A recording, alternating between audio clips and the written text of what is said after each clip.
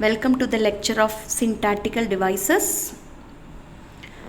Syntactical devices, it is a very important topic in linguistics. In syntactical devices, we have a lot of devices, but I have listed a very few syntactical devices that is more important to understand linguistics.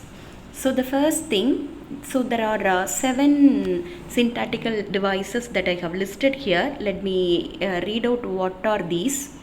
Anadiplausus, anaphora, antithesis, accidenton, polysynton, epistrophe, epanalepsis. So these are all the main syntactical devices used in linguistics.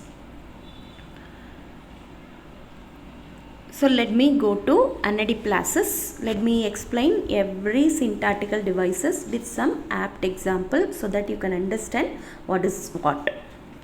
Anadiplausus, I can define anadiplausus. It is repetition of the last word of a sentence or a class at the beginning of the next sentence. So this is very clear.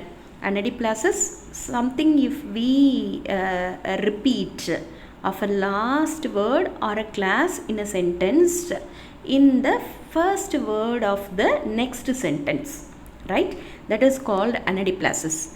So I can give an example for this. Fear leads to anger. Anger is just something we can't guide from. So this is one of the very apt example for anadiplausus. How the first sentence ends, it ends with anger. So how the second sentence begins, that begins with the what is the word ended in the first sentence. Anger is just something we can't guide from. So this is an apt example for anadiplausus.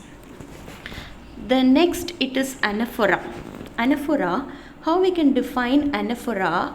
It is repetition of a phrase at the beginning of a successive phrases or sentence. Repetition of a phrase at the beginning of the successive or sentences. So in anadiplausus, repetition of something that ends here if we begin something, the how we began first sentence, the same thing will be followed in the beginning of the second sentence. I hope I am clear. So the example here it is, here comes the wind.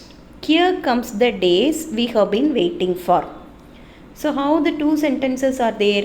The first sentence, here comes the wind. How the sentence started? Here. How the second sentence started? That is here. So both the sentences which has same word at the beginning, that is called anaphora. I hope the example plus definition is clear. I'll move on to the next one. Antithesis. Antithesis, how we can define this antithesis? It's a contrast or opposite between two things, right? Antithesis, how we can define antithesis? It's a contrast or opposite between two things. Example, colonial Africa and the Western world have distinct differences in culture. Colonial Africa, we know Africa once it was under the colonial rule, and the Western world. So they both are totally opposite of each of these, right? Have distinct differences in culture. America, in colonial Africa, different culture is being followed, and in Western world, the culture of Western people, it is completely different. Even this Western people, they can't imagine how they could live in the Africa. It is a very hot country. There is no people are not well educated, and comparing all those things, Western countries, it is a completely cool country and many people are well educated, and here it is full of industrialization in Western countries, and where it is a forest like area, right? So completely contrast. When we are comparing two different contrast things, that is called antithesis. It is opposite. Accidenton, that is the next thing. It's an omission of conjunction between ordinary words or phrases.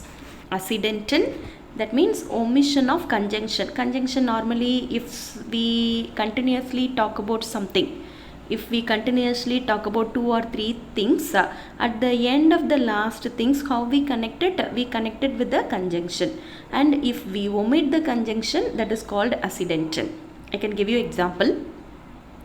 I went to the store, park, library, school, church. So what should be written before the church? And should be written, but here no, it is omitted. So this is called accidental.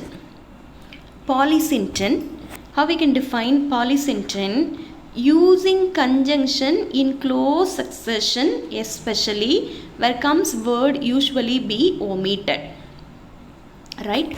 Some places no conjunction is not necessary, but in that place if we use the conjunction, coordinating conjunction and, right, that is called polysynton. So I can give the example. I went to the store and park and library and school and church. So many ands are there. It is not necessary actually, but we put conjunction in all those things. That is called polysynton. I hope accidental and polysynton you can have a clarity. Then next, epistrophe. Epistrophe. How we can define this epistrophe? It's a repetition of a word at the end of successive clauses or sentences. Right? If it is a repetition of a word at the end of successive clauses or sentences. I can give that example. I want the best. I deserve the best. I think this is the most important that I have the best. Repetition of the word at the end of successive clauses or sentences. So here no, repetition, best, it is repeated at the end of next sentence, at the end of the third sentence, right? Here it is called epistrophe. Epnalepsis, the final thing, epnalepsis. How we can define this epnalepsis? It is repetition after intervening words, right? Repetition after intervening words. The thought of her brought back so many memories that it was in the end to win the thought. Right? Here it is the example for the epnalepsis. So this is syntactical devices. I have spoken syntactical devices with some apt example. Thank you.